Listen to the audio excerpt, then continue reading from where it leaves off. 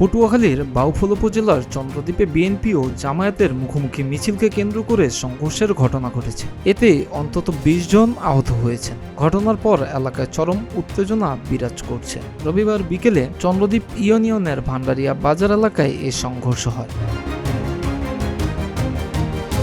স্থানীয় সূত্রে জানা যায়, বিএনপি ও জামায়াতের সমর্থকের পৃথক মিছিল ভান্ডারিয়া বাজারে মুখোমুখি হলে প্রথমে বাকবিতণ্ডা এবং পরে তার সংঘর্ষে রূপ নেয়। সংঘর্ষে লাঠিসোঁটা ও ধারালো অস্ত্র ব্যবহারের অভিযোগ রয়েছে। আহত ব্যক্তিদের মধ্যে কয়েকজনকে তাৎক্ষণিকভাবে ট্রলার যোগে বাউফল উপজেলা স্বাস্থ্য কমপ্লেক্সে নেওয়া হয়। গুরুতর আহত একজনকে বরিশাল মেডিকেল কলেজ হাসপাতালে পাঠানো হয়েছে।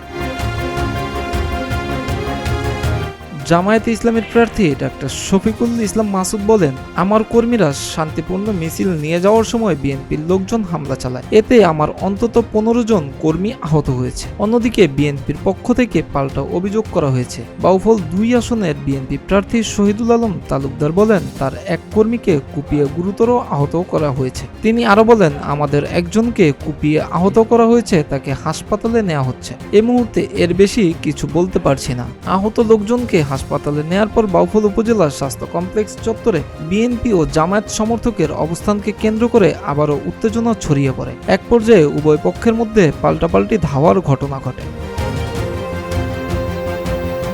চন্দ্রদ্বীপ ইউনিয়নটি নদী ও সাগর বেষ্টিত বিচ্ছিন্ন এলাকা। নির্বাচনী প্রচারকে কেন্দ্র করে এখানে প্রায়ই বিএনপি ও জামায়াতের সমর্থকের মধ্যে ছোটখাটো সংঘর্ষের ঘটনা ঘটেছে। এ বিষয়ে বাউফল থানার অফিসার ইনচার্জ মোহাম্মদ শফিকুল ইসলাম বলেন, পরিস্থিতি বর্তমানে পুলিশের নিয়ন্ত্রণে রয়েছে। ঘটনার পর এলাকায় অতিরিক্ত পুলিশ মোতায়েন করা হয়েছে, তবে এখনও চন্দ্রদ্বীপ ও বাউফল এলাকায় থমথমে পরিস্থিতি বিরাজ করছে। মিরাজ হোসাইন, প্রতিদিনের বাংলাদেশ।